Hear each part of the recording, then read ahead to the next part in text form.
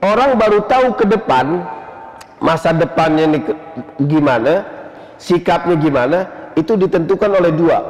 Pertama dari buku yang dia baca, yang kedua dari siapa yang berteman sama siapa.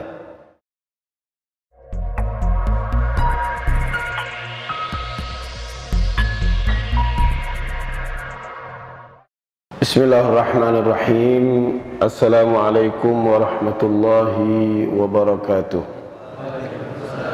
Alhamdulillahi wa kafa, wassalatu wassalamu ala sayyidina Muhammadinil Mustafa wa ala alihi wa ashabihi ahli sidki wal wafa.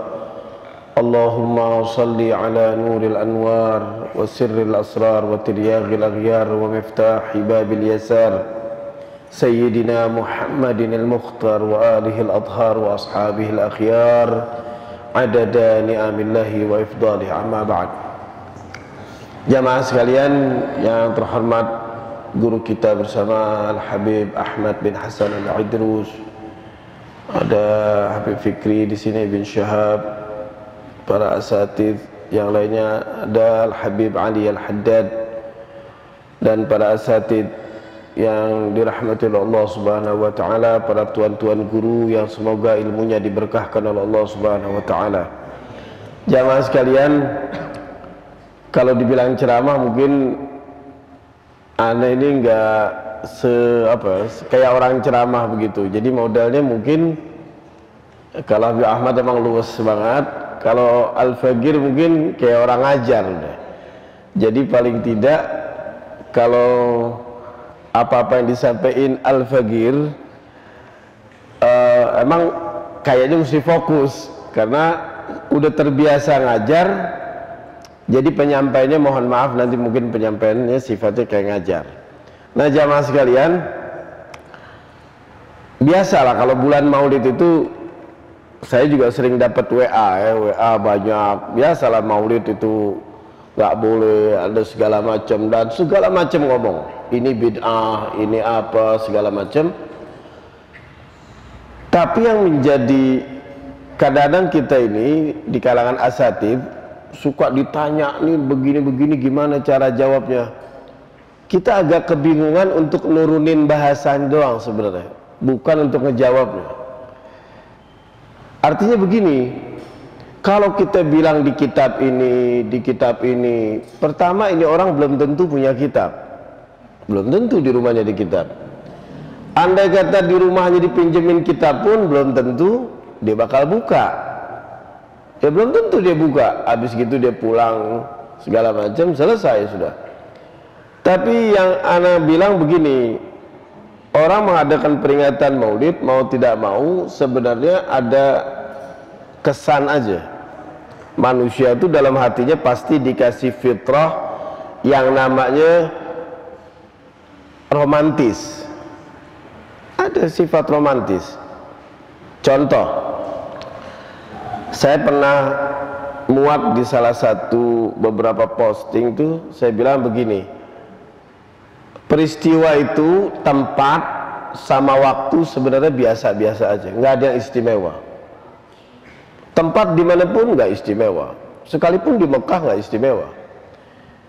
Bulan apapun juga nggak istimewa. Yang mengakibatkan bulan dan tempat itu bisa menjadi istimewa karena ada satu peristiwa di situ. Bisa jadi ada satu peristiwa. Dulu seseorang yang belum menikah dengan istrinya, waktu masih perkenalan, dia janjian umpama dengan saudaranya atau iparnya di satu tempat.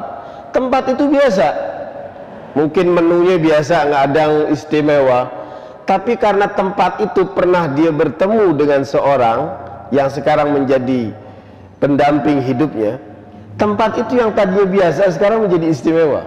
Kenapa? Ada satu peristiwa di situ dengan bertemunya seorang kekasih. Musik juga begitu. Umpama ada satu lagu, dulu lagu ini biasa-biasa aja, umpama lagu Mas Habi, lagu-lagu apa gitu, biasa ini lagu. Tapi karena lagu itu bertepatan dengan kita ketemu seseorang, lagu itu bisa menjadi istimewa. Suatu saat kalau kita lagi naik mobil dengar itu lagu lagi, pasti pikiran kita akan terbawa kepada pertemuan dengan seseorang itu. Sama, dulu tempat itu biasa-biasa aja. Kita dulu di Bangil tuh, ya Habib, di daerah Raci itu ada satu tempat rumah makan biasa-biasa aja, menunya juga nggak istimewa. Tapi karena kita pernah waktu saat itu dikenalkan, kemudian akhirnya kita menikah, akhirnya tempat itu kalau kita lagi pergi barengan bisa menjadi istimewa. Sama, bulan Maulid juga begitu.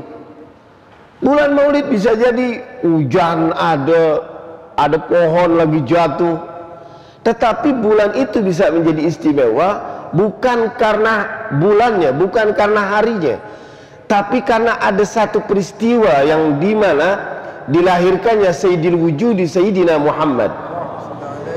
Nah itu luar biasa. Begitu juga satu tempat, Mekah tuh panas banget, orangnya kasar. Ini Habib Ahmad, yang Habib Fikri ini mungkin udah sering ya ke sana.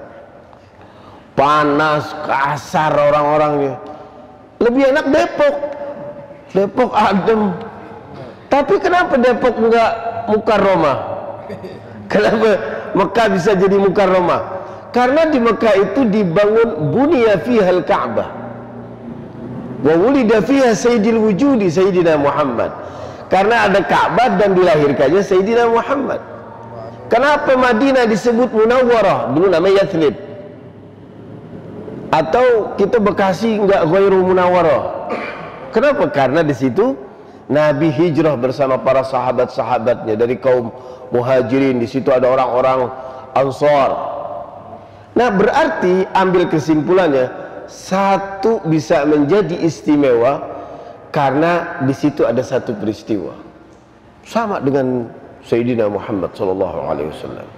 Bahkan seorang penyair mengatakan, wulidal huda fal kainatu diya'u wa famuz zamani tabassumun wa thana'u yaumun yatibu 'alal mar'i sabahuhu wa masa'uhu bi Muhammadin wadda'u.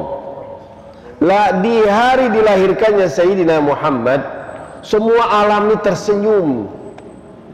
Hari dimana ketika dulu gelap sekarang bisa menjadi terang dikarenakan dengan adanya Nabi besar Muhammad Sallallahu Alaihi Wasallam. Makanya beliau pantas ketika Al-Habib Ali bin Muhammad Al-Habsyi, tadi kita baca di sini Tudurar itu, di akhir-akhir kalimat sebelum doa pantas ada kalimat beliau katakan apa?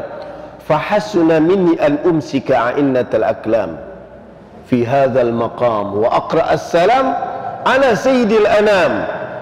Fahassuna minni, alangkah baiknya dariku, an umsika a'innatal aklam, agar memberhentikan jalannya ini pulpen. Berat untuk menceritakan Nabi besar Muhammad. Makanya kita menceritakan Nabi besar Muhammad SAW nggak cukup dari maulid, nggak cukup dari riwayat-riwayat yang diceritakan. Kita harus terus belajar dari mana? Dari majalis ilmu. Di sini alhamdulillah ada Habib Ahmad mengajarkan bagaimana dikenalkan ajaran-ajaran Nabi besar Muhammad. Ajaran Nabi Muhammad itu ajaran Islam yang dikasih Allah kepada Nabi besar Muhammad dan dikasih tahu ke kita ini penuh rahmah. Innama ana rahmatun muhda. Kami ini rahmat yang dihadiahkan oleh Allah untuk kalian semua. Makanya ajaran-ajarannya penuh rahmat. Contoh, maaf, kita buang air kecil, itu nggak boleh. Buang air kecil itu sembarangan. Makanya di dalam fikih nggak boleh kan buang air kecil itu di pohon atau di lubang yang di situ ada tinggal apa, barangkali di situ nanti ada binatang. Ya, antum lagi buang air kecil, sian semut, banjir bandang. Ya iyalah, nggak rahmah di situ. Betul-betul ajarannya luar biasa. Terus bagaimana ya ketika Allah memerintahkan kepada Nabi besar Muhammad SAW, apa yang beliau katakan? Fabima rahmatin minallah lintalahum. Kalau bukan karena rahmat Allah, kau tidak akan lembut. Apa? Walau kunta faddan ghalizal qalbi lan faddu min hawlik. kalau kamu ini keras dan hatinya ini keras, sikapnya kaku, apa kata Allah? Lan faddu min haulik, umatmu akan berpaling darimu. Kita ambil pelajaran dua. Apa? Faddan ghalidhal qalb. Ada kasar, hatinya kaku. Ini nggak boleh. Kalau pilih boleh nggak? Nggak bisa. Ada orang, maksudnya Al-Quran gini, ada orang yang hatinya lembut tapi mukanya kasar, omongannya kasar, baik, baru ngasih duit, ngasih makan, tapi ngomongnya kasar. Saya pernah nemuin tuh, lu minta duit lagi, kemarin minta duit lagi, nih kasih tuh 300, dasar lu nggak, omongannya kasar tapi ngasih duit. Ada lagi orang yang senyum baik gitu, Masya Allah, hatinya kaku. Antum kef, nah anak nggak mungkin maafin dia. Kayaknya di neraka dia. Mukanya senyum, baik mungkin, Masya Allah, kayaknya di kerak neraka dia. Mukanya senyum, hatinya kaku, nggak pernah mau maafin orang. Padahal Nabi bilang silman qata'ak, sambung orang yang memutuskan silaturahmi denganmu. Jangan salah ya. Kalau begitu anak kan nggak salah, Beb. Loh, yang diminta ini silman qata'ak, sambung silaturahmi dengan orang yang telah memutuskan silaturahmi dengan kamu. Bukannya posisi kita benar. Ini posisi kita benar, dia salah, kita duluan suruh minta maaf. Berat gitu? Berat. Wa'fu man zalamak, maafkan orang yang telah menzolimi kamu. Kalau dengar ini hadis doang nih, silman qata'ak, kita baca wa'fu man zalamak, astagfirullah. Ini kita kan bukan kita sendirian. Umpama ada orang zolimin kita duluan minta maaf. Sebelah kita ada bini kita, ada tetangga kita, ada teman kita, ada saudara kita. Kita nggak bisa tidur, besok nih kita mau praktekin, anda mau silaturahmi nih, minta maaf duluan, nggak bisa tidur, digoblok-goblokin, bodoh lu, mau aja minta maaf, ntar dimakin megar aja tuh hidungnya, ntar makin ini aja, nggak bisa tidur. Tapi itu perintah Nabi, berani gak gitu? Wah, kagak. Baca hadisnya doang enak, Masya Allah, sahabat maafin, coba ente praktekin, biru muka gitu. Lo meriang gitu, ya Allah, ini gimana besok nih? Bayangin kata Nabi, silman qata'ak, sambung silaturahmi dengan orang yang telah memutuskan silaturahmi denganmu. Wa'fu man zalamak, ampuni orang yang telah menzolimi kamu. Bukan kita zolimin dia, kita minta maaf, itu sih manusiawi, kagak top itu. Ana kayaknya minta maaf deh, kenapa? Ana zolimin dia, harus. Tapi ini berat banget. Kan kalau sekilas kayak orang pengecut. Belum antum lagi nggak bisa tidur, bagaimana temen kita, saudara kita lagi manas-manasin tuh. Jangan mau dia mah. Apalagi sering ada bahasa begini nih. Dia tuh harus digituin. Kalau nggak bakal paham dia. Masuk dia tuh. Meresap ke dalam otak kita, ke ubun-ubun kita, ke hati kita. Akhirnya kita ngomong, benar juga tuh. Nggak jadi. Bayangin, walau kunta faddan ghalidhal qalb, keras hatinya, nggak bisa. Jadi gini, orang baru tahu ke depan, masa depannya nih gimana, sikapnya gimana, itu ditentukan oleh dua. Pertama dari buku yang dia baca, yang kedua dari siapa ente yang berteman sama siapa. Kalau ente punya teman, Nabi sering gambarin kalau temannya dengan tukang parfum, kecipratan kita baunya. Kalau kena temennya sama orang tukang pukul besi, ente paling nggak kena sesak napasnya. Ini punya temen, jangan sampai kita yang membuat kita ini habis waktu di situ. Pertama diajarin dalam kitab akhlak. Syekh Syubbar bilang apa? Pertama, jangan suka berteman dengan orang yang suka ngeluh. Tinggalin tuh, mukanya belipet mulu. Ada muka-muka orang yang nggak bersyukur sama Allah, lihat deh, hidupnya susah mulu perasaan. Perasaan hidup ini nggak ada nikmat-nikmatnya, ya. mukanya susah, diajakin makan, dia komplain sama makanannya. Diajak makan, makanannya enak, dia komplain sama jaraknya jauh. Dia ini segala macam, ininya lah. Ini orang bukan nyari solusi setiap masalah, tapi nyari masalah di setiap solusi. Yang begini tinggalin, nggak boleh. Wa'rid anil jahilin, khudhil afwa ahsantum. Ambil kalian tuh maaf. Khudhil afwa wa'mur bil ma'ruf bil uruf. Perintahkan kamu tuh untuk berbuat baik. Wa'rid anil jahilin. Tinggalin yang bodoh-bodoh, tinggalin. Bodoh di sini bukan berarti nggak tahu ilmu, tapi sikapnya kira-kira ini kayak ngabisin waktu. Tinggalin sudah. Yang berikutnya, teman yang harus ditinggalin kita ambil dua doang. Yang suka ghibah, membicarakan orang lain. Antum jangan salah, kalau punya teman ada istimewa tuh ngomongin orang cuma nama antum doang, antum jangan dianggap istimewa. Oh dia masya Allah tuh kalau curhat amanah terus, curhatin ini curhatin ini. Jangan salah. Kata Ibn Abbas dibilang apa? Kalau umpama ada orang yang suka jelek-jelekin orang di depan antum, ketahuilah nanti giliran antum dia jelek-jelekin depan orang. Kita belum gilirannya aja.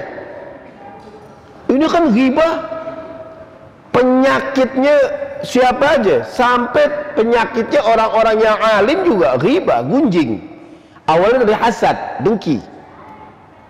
Ada orang ngomong begini, tapi aneh sih alhamdulillah Bib, aneh nggak pernah ngomongin orang, tapi aneh bagian dengerin aja. Sama aja loh. Dan ini orang bisa ghibah karena ada yang mau denger. Coba ente lewat, ngomong sama siapa dia? Kasih ember tuh, aneh jalan dulu ya. Itu masih ember, ngomong sama ember tuh. Dan mau. Ada orang yang suka ngambil-ngambil celah-celah mau nyari gibah, pengen banget gibah, nyari-nyari pembenaran. Dengerin ada ustadz, alhamdulillah dibahas gibah. Dia lagi nyari titik-titik yang supaya dia bisa ngegibah nih. Kebetulan ustadz, kebetulan ada bab ngomong begini. Boleh ngomongin orang, tapi jangan sebut namanya. Wah, alhamdulillah juga nih. Wah, kalau udah meriang dia kalau agak gibah nih. Alhamdulillah dia mulai deh tuh ngomongin orang, tapi berhasil nggak sebut namanya. Tapi ciri-cirinya mirip. Sama aja. Lu tahu gak rumah si anu tuh yang cat kuning, rumahnya cat kuning. Kuning. Bapaknya tukang daging, orang Banten, tahu gak? Oh, nah, dia adiknya temen gue. Nah, kakaknya tuh yang kerja di bank. Tinggal dia doang belum. Semua udah disebut, tinggal dia doang belum. Yang diajak ngomong gini, si anu bukan? Nah, lu yang sebut namanya, gue enggak. Lu gibah lu, nggak boleh. Dia ceramain tuh orang. Ini culas ini. Nah, yang satu dua gitu. Yang satu ngomong begini, dengar ustadz. Oh, gibah. Oh enggak, pakai depannya pakai tameng lain. Pakai maaf-maaf. Kita bingung tuh, dia minta maaf sama siapa tuh? Ini maaf-maaf nih. Kita bukan ngomongin dia. Nah, itu izin sama siapa dia? Aneh bingung. Oh kita dengerin kan? Maaf nih, kita bukan gibah nih. Dia itu mentang-mentang depannya gitu puas dia. Nah ini nggak boleh. Tutupannya tapi orang baik. Oh, tutupannya tuh kayak orang baik. Ini kita sih alhamdulillah bisa ambil pelajaran lah dari dia. Jadi kelihatan bener dia. Ini nggak boleh. Makanya kata Al-Imam Ja'far radhiyallahu an, beliau katakan apa? Al-julus fil masjid ibadah, fi intizarus shalah ibadah. Duduk di masjid untuk menunggu waktu sholat ibadah. Malam yahduth, selama ente belum melakukan dosa. Qila, ditanya, wa mal hadas, apa dosanya ya Rasulullah? Apa tuh dosanya? Dosanya adalah al-ightiyab. Yang satu lagi dalam riwayat dikatakan al-ghibah. Dosanya ghibah, gunjingin orang. Jadi antum nih umpama habis sholat maghrib mau nunggu waktu isya, selonjor-selonjoran gitu, ngobrol itu nih. Itu dapat pahala. Selama antum nggak ngomongin orang. Ketika udah ngomongin orang, udah dosa. Nah kita ini ngeliat bukan cuma ngomongin orang. Ada satu masjid perayaan isinya itu mau balik ngomongin orang. Oh dihabisin orang, habis-habisan. Itu yang hadir, wah seru. Tinggal belum kurang lempar-lempar baju aja tuh yang hadir tuh. Dengan nonton bioskop. Seru nih, seru. Kita nih ya kita jelek-jelek gini pernah dapat undangan ceramah lah. Itu supirnya sampai ngomong gini, Bet, nanti ceramahnya yang seru nih, gasak itu deh, gasak anu. Siapa nih? Yang satu lagi Beb, ceramahnya yang lucu dipesen. Jadi dia pakai request, bayangin. Dia bilang, ente ngundang Sule aja, dia bilang. Yang jauh memang dia kerjaannya. Nah kita kan dai, masa gimana? Ada orang akhirnya kalau sering ngelucu, mau balik sering lucu atau ceramahnya umpama siapa aja, itu kan sayang tuh kitab-kitab yang di lemarinya dia, kalau dia punya kitab ya, yang umpama sayang nggak dibaca itu. Dan kalau lucunya berhasil, besok diusahain lagi tuh di tempat lain. Kayaknya kemarin berhasil tuh, berhasil lagi di tempat lain, akhirnya ilmunya nggak ada manfaat. Nah ini nggak bisa, wa'arid anil jahilin, itu harus begitu. Nah di kesempatan ini alhamdulillah tadi kita ini aneh ngomong kemana aja nggak apa-apa ya. Ini mental-mental. Katanya ciri-ciri orang jenius sama orang gila itu bersama. Orang gila ngomong terus kemana-mana kagak ada juntrungannya. Orang jenius juga sama tuh, sama-sama. Bedanya orang jenius bisa balik lagi. Kalau orang gila nggak balik lagi. Jadi antum kalau dibilang orang jenius jangan girang, hampir mirip. Nah, wa'arid anil jahilin, kita pura-pura balik dulu supaya nggak dibilang gila. Kembali kepada orang-orang yang jahil, tandanya sebagai bukti kita harus kuat dalam mengikuti Rasulullah Sallallahu Alaihi Wasallam. Tiru Rasulullah sebaik-baiknya. Jadi Rasulullah betul-betul wa'fu wasfahu, luar biasa. Maklumin orang, oh ini orang maklumin, ini orang maklum. Maklum itu artinya kurang lebih. Di zaman Rasul terakhir cerita deh. Anda sendiri kurang percaya diri nih kalau kelamaan. Di zaman Nabi ada orang Badui kencingin masjid. Oh kita udah sering dengar itu. Kalau kita di Indonesia ada orang kencingin masjid, penistaan agama. Waduh nggak boleh nih, ayo viralin. Viral, gebukin, pura-pura gila. Tapi Nabi enggak. Wah sahabat pada teriak, kata Nabi, da'uh, biarin dulu sampai selesai hajatnya.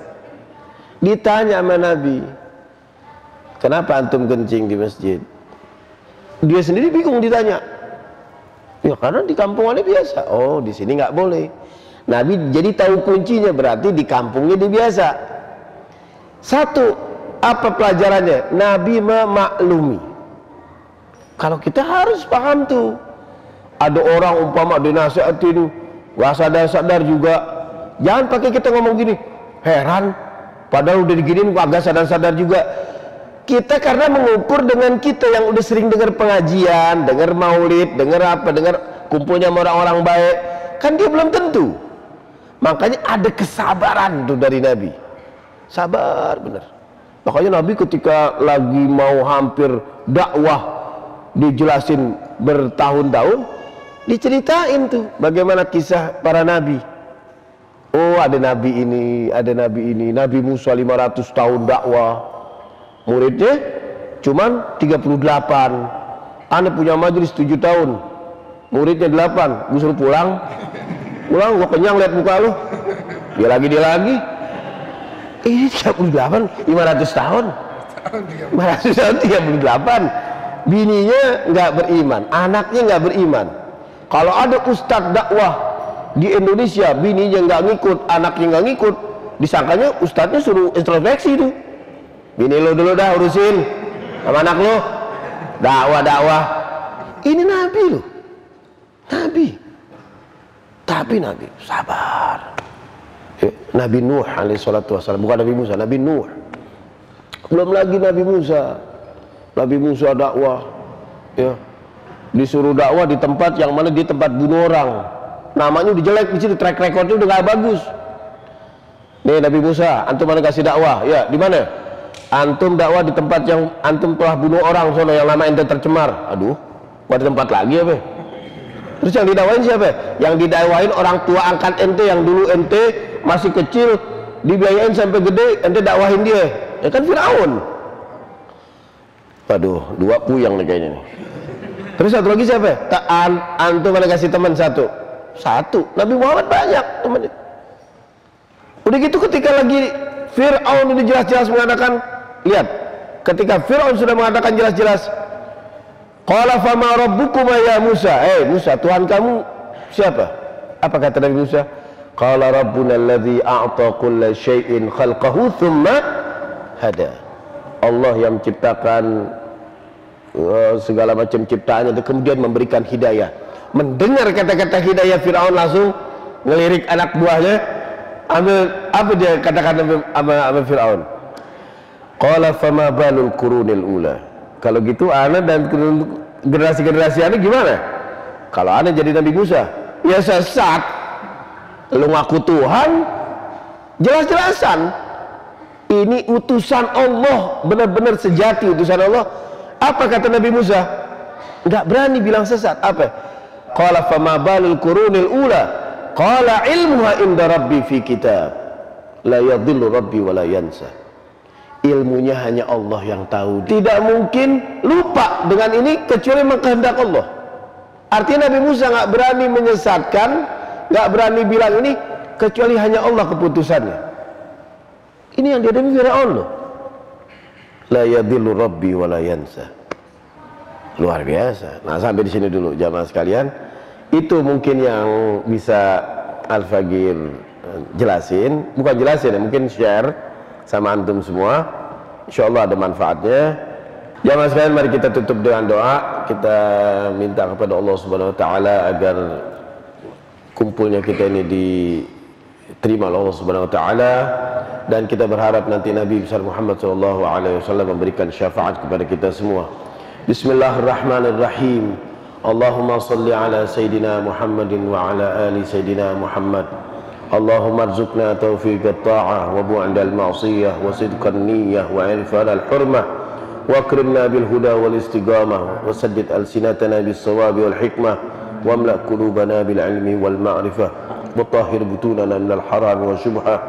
Ya Allah, ya Tuhan kami, ya Rabbana, ya Allah, inilah hamba-Mu yang tak tahu malu. Inilah hamba-Mu yang datang kepadamu bagaikan pengemis yang mengetuk pintu-Mu dengan berharap agar Engkau mengampuni dan agar Nabi besar Muhammad sallallahu alaihi wasallam memberikan syafaat kepada kami.